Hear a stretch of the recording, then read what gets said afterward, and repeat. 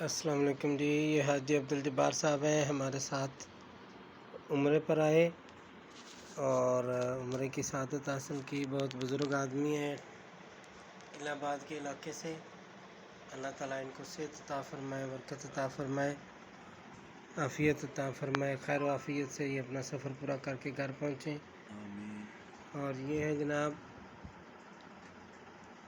مار ارباز صاحب، یہ بھی ہمارے عمرہ فیلو ہیں اور روم میٹ ہیں، اور ہمارے ساتھ مل کے انہوں نے مدینہ مسجد نبوی میں نمازیں پڑھی ہیں، عبادتیں کی ہیں۔